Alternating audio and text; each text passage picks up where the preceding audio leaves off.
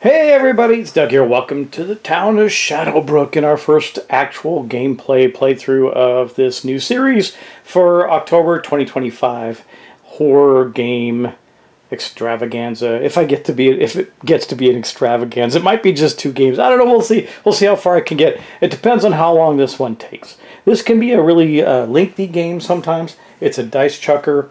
We have to accomplish a bunch of things so we can take out the villain, which means we need to beef ourselves up. We need to try and recruit town elders. We need to visit some locations and get stuff from them. Now, someone asked me a question about the cooperative game Darkness Trap. And they said, what are these numbers on the bottom? Well, this is the cost. It says layer cost. You probably couldn't see it because I didn't zoom in on it before. It's the layer cost when we're trying to uncover the layer of the villain. These are the layer cards, and they represent all the various locations. And they actually have a special ability in some of them, like that you can do if you use them as the location where you're going after the villain. And as the game progresses, as the villain gets tougher and is exposed more, the cost of finding their lair goes down to where when you get here, you're getting into the trouble zone, but it only costs 1. So with that said, we're going to get right to it and start our turns. One of the things you'll note is that I have some miniatures for some of the locations. Unfortunately, those were from fortunately and unfortunately, those are from the 10th anniversary edition. However, the expansions do not have any of those miniatures. Yet another reason why they should put out packs for the various villains, the upgraded packs, and also the corner locations for all locations across the entire game. I really believe they would sell enough of them, especially if they re-kickstarted the whole series or something. I know they're so focused on Shadows of Brimstone and all that, but this is a classic game of theirs that I play rather often. So first off, we're going to go with Brother Marcus. It is going to be his turn, and once again, here is Brother Marcus's player board. You can see he's got 3 honor. We went over his stats before. I'm not going over them again. He's got no stuff, so it's not like he gets to do anything, but he does have a quote. It says, "Only the righteous can stop this evil." Well, that's probably true. So we're going to take his turn first. He is at the crossroads, which is right here. Now, a turn consists of a couple of simple steps. We're going to roll for movement. On a 1, we get to draw an event card because we only get to move 1, which sucks. If we are in a space with enemies, we have to fight them, and then we can take actions. Now, you can take as many actions in a space as are available to you. So, for example, if you're in the blacksmith, you can not only get the event card that's there as part of the being there, you get to draw an event card, but you get to buy things. If I'm in the space with for example, this space here, and there's an enemy there, I can fight the enemy. I can also attempt to collect the investigation that is there. But with the Volgovian Nutcracker, some of those investigations are little presents that might explode on us. So we don't know how that's going to go, but we're going to start by taking out a die. Yes, this is a final girl dice bowl. Maybe a hint of things to come. I do not know. We'll see. But we're going to roll a die for his movement. We got a 4, so he's going to get to move 4 spaces. Where can he go that's interesting for 4 spaces? Well, we can go to the old woods and collect some stuff. That might be interesting. We could, let me see, we can go 1, 2 to there. We can go 1, 2, 3, 4, head towards that town. Or he can start to maybe explore this board. We could go 1, 2, 3 to the inn. That might be a good start. He can work his way towards the monastery. Be nice if he had some investigation, though. We can stop here and try and collect this, but to be honest, it might blow up in our face. We might have better luck at the end, and we can get stuff there. So let's do that. He says, you know, I've been wandering around these roads looking for bad stuff, and nothing's happened. I was at an inn with all these other people, but, you know, nothing happened there either, so I left. He's going back. A tavern, rather. He was at a tavern in the town of Shadowbrook. Now he's going to the inn that is near the monastery. So he's going to go 1, 2, 3. That puts him at the inn. Now what happens when he's there? Well, it says, before encountering, gain 2 investigation or heal 1 wound. Well, I like that deal a lot. So before we encounter that space, we're going to do exactly that, and he is going to gain 2 investigation. He doesn't need to be healed or anything, so just the investigation will do. And now we get to draw our first card. That's going to be fun. Now this turn's probably going to go a little slower because I'm over-explaining things a little bit. Other turns as we get playing will go faster because I'm assuming not everybody has seen me play this game or seen this game in the past. So again, it's a roll and move. It's a Scooby-Doo game. Lots of dice chucking. When I mean Scooby-Doo, you're going to go around and investigate stuff all over the place and try and find the villain. It is all of those things. And for some reason, the combination of the way they did it makes it super fun. So here's the index. I just shuffled it up. We're going to draw our first in card. It's going to be an ally. How cool. It is Abigail Stern. Now, how do allies work? Well, we're going to place her with his board. That's going to give him an extra wound and +1 on the cunning. And if you look at her, it says ally, female, occult. And she's got a very, very fine print little thing there. You can probably read it better than me. I've read about something like this before. It's not good. And she is from one of the expansions. So we're going to get this ally. That is fantastic. So Brother Marcus went there and visiting the inn. I don't know why he got my investigation, but he did. And then he got a friend to go along with him. So that is actually all of Brother Marcus's turn. Now, while I did conclude his turn, there are other things we can do. We're just not going to do them yet. So I'll just give you an example. We can encounter the space. We did that. We can try and collect an investigation off the road. If there was investigation actually at the end for some reason, like maybe a murder or something, we could try and collect that. We can heal a wound for 3 investigation. We can do all of these things if we're able to.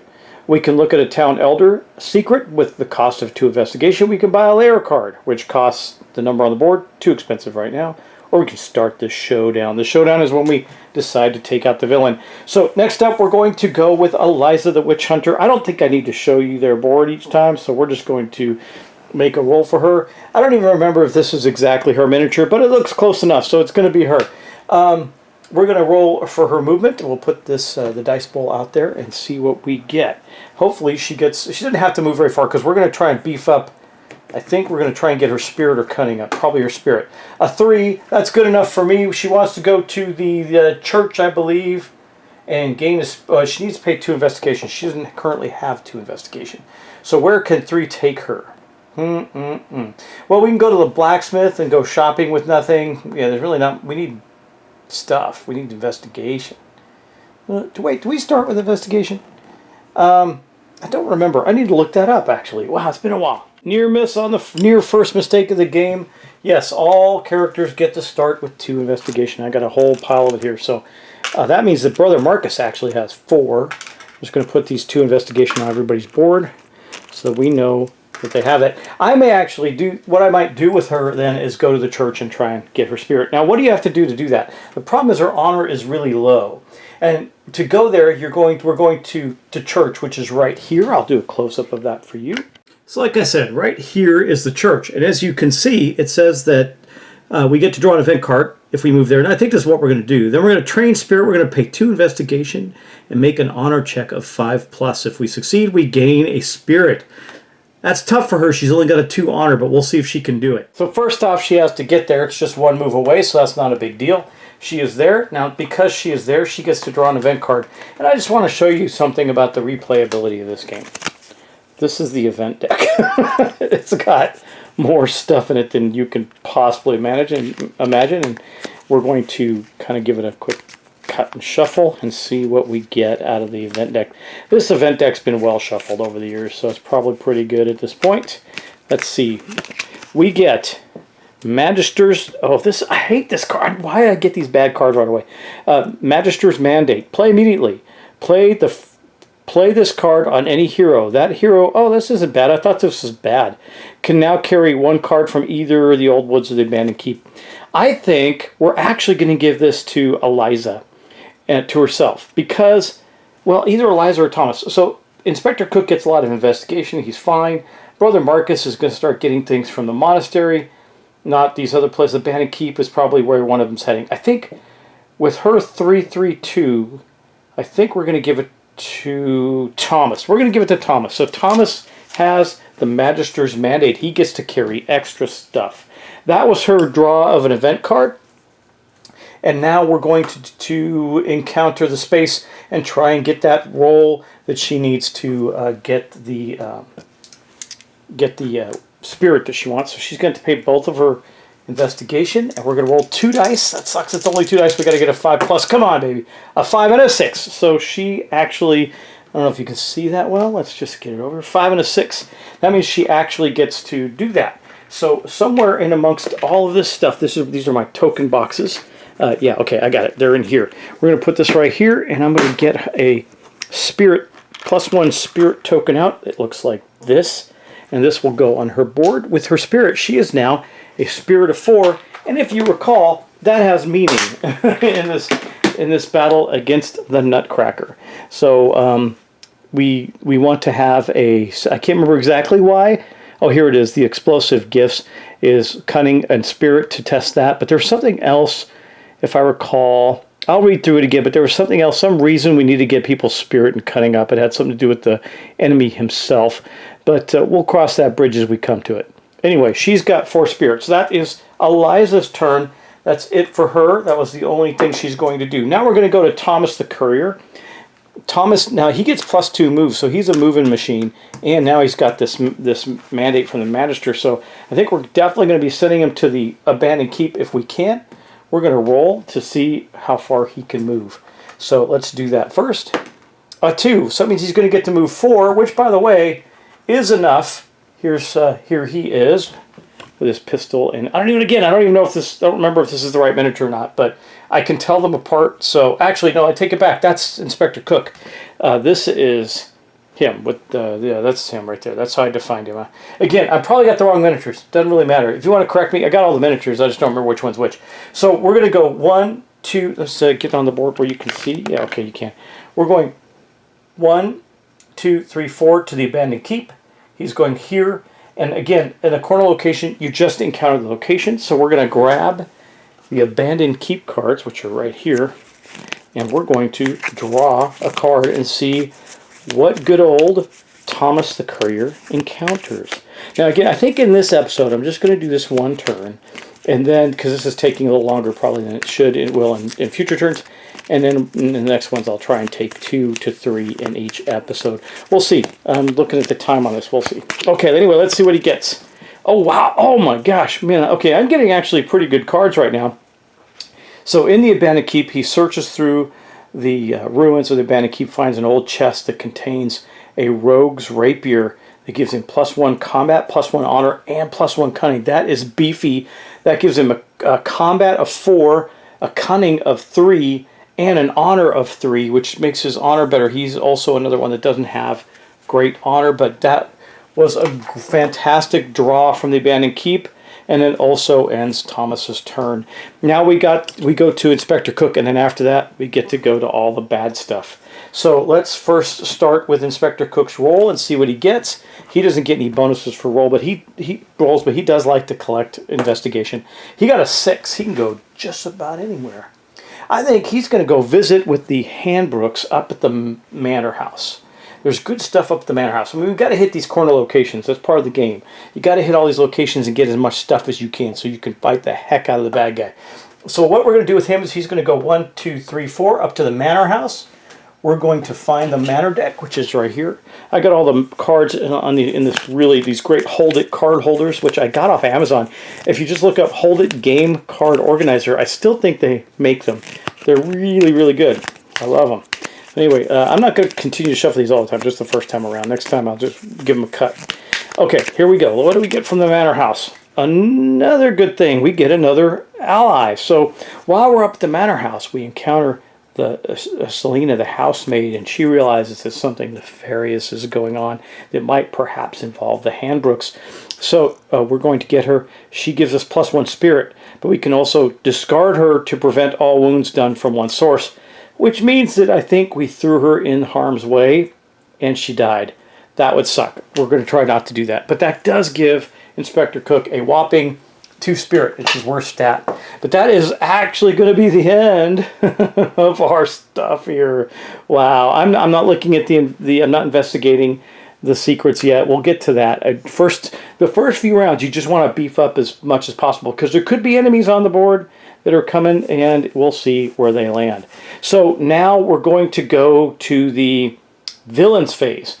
And if you look on the back of the card, we're going to go, or it's called the mystery phase, but that's what we're going to do. We're going to check, I need to read the Nutcracker, and then we're going to roll, and then we're going to draw. It's going to be so much fun. Well, here is Mr. Nutcracker. So we have I think this is the thing we have to do at the beginning of the turn. At the start of the game, we placed him, okay, the board, random location, any hero in the space, okay, heroes, in the same space, yeah, at the start of, there we go. At the start of each mystery phase, roll a d6. On a roll of 4+, the Christmas Caravan drops 2 investigation at its current location, then moves to a new random location. So we're going to do that right now. I'm just going to roll this on the table. We need a 4+ and C, a 4. So he is, in fact, going to do that. As you can see, the Christmas Caravan is right here on this lonely island, so it's going to drop some investigation, leave some gifts behind. And then we're going to get out a layer card, and we're going to find out where the heck the Christmas Caravan goes next. So let's see. Where's it going? It's going to the blacksmith, right to the town. That is going to be very interesting. So it travels its way all the way across over to the blacksmith, which is right here. Now, it doesn't do anything along the way, but now it's close enough where we might be able to encounter it. There's good stuff. We can get good stuff out of there. We can also end up with minions and all that good stuff too. I'm just going to glance through this. Oh, here it is. Clockwork Creation. The Volgovian Nutcracker gets +1 combat against heroes with a 4 less cunning. So we got to get their cunning up, not our spirit. But anyway, having a higher spirit with Eliza is good. We'll get her cunning up as well as soon as she gets some more money. Okay, and then Winter Snowfall, rolling. Okay, we're not lingering. 'Tis the season. That's if we roll Murder, Assault of Darkness, when the Shadow Track. Okay, we're good. We've done everything we need to do on the Nutcracker. Now we get to have some more fun. So the first thing we do before we draw a tragic and terrible mystery card, which I just hate, is we have to roll on this advanced mystery chart. So I'm going to roll 2 dice. I'll pull it closer so you can read what happens, and then something bad's going to happen. Nothing ever good comes out of this, I don't think. Yeah. Okay, we got a 6. That's going to be right down the middle, so it's going to be the March of Darkness. Let's see what this says. Okay, March of Darkness. Every minion on the board, there aren't any yet, that's good, immediately moves 2 spaces along the shortest path to the town hall. Now, it depends on which one they're closest to. They might go to the town center for Tidewater or to the town hall, depending on which they're closest to.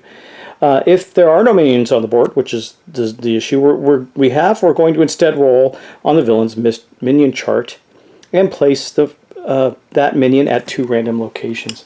So let's take a look. Let's roll on this chart. It's going to be a D6. It's right here. We're using the advanced one, so worse things. That's great, right? We rolled a 6.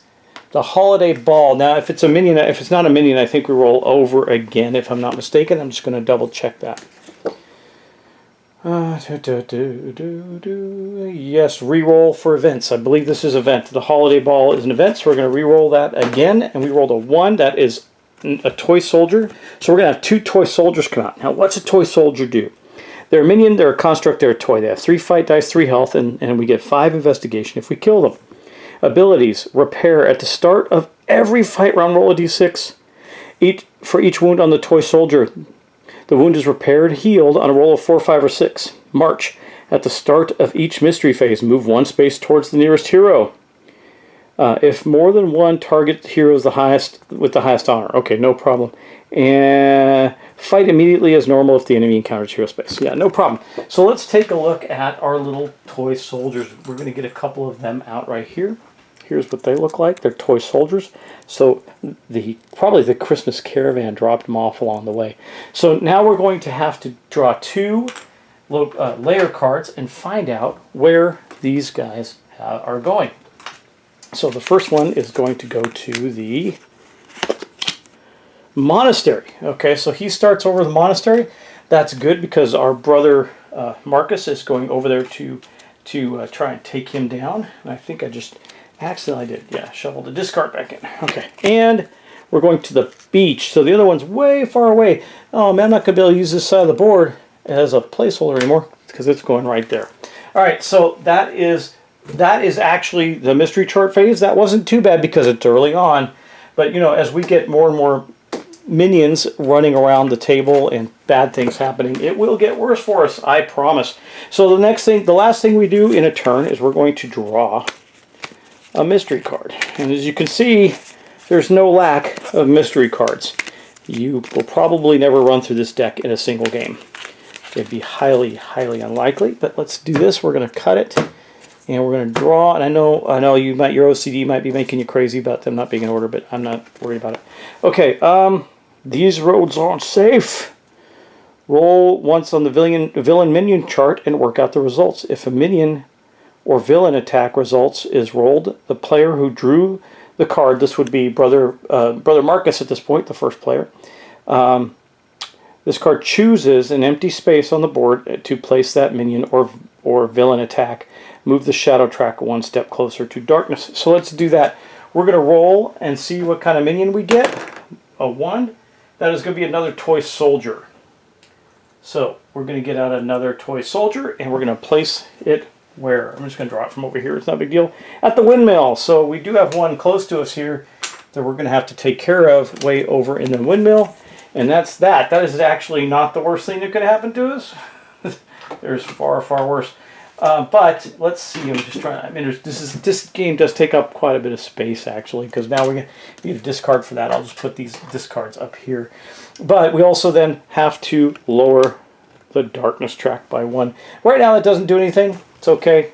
Not a big deal. Not a crisis. Not affecting anything else in the game. But that's that. And that marks the first turn of our series. Wow, pretty cool. I love this game, guys. It's so fun. I mean, look what's already happening. We know that there's these evil toy soldiers on the march. We're starting to uncover the terror that the Volgovian Nutcracker is going to bring to Shadowbrook and Tidewater. We met some allies. We gained some new allies to help us in our fight at the inn and at the manor house. And we found a sword at the abandoned keep that Thomas the Courier now has. He can fight with fierceness and ferocity and all that good stuff. He's probably going to go try and take out that toy soldier before the toy soldier makes it to the town hall and creates havoc. So let's end it here. I want to thank you all for watching. I hope you're going to enjoy this series. I think this game is one of the most fun you can have during this time of year. It is totally random. If you don't like that, I don't know what to say, but it is good. So anyway, as you can see, there's lots of cards, lots of different things that can happen, and over the course of this, we'll create and weave a narrative, and at times, I will even ask you to fill in the blanks on the story, like why. Like, like for instance, we know that Sophie is probably going to turn towards evil. Why do you think that is? Let me know in the comments. Make sure you note it as a spoiler, so for someone who hasn't seen the episode yet or didn't see the last episode. And if you want to give any backstory to the allies that we found, that would be amazing. And why did Thomas get this magistrate's mandate where he can carry more stuff? That would be interesting too. We can tell the story, so it's a lot of fun. Anyway, I'll see you in the next episode, and I'll talk to you soon. Take care. Bye-bye.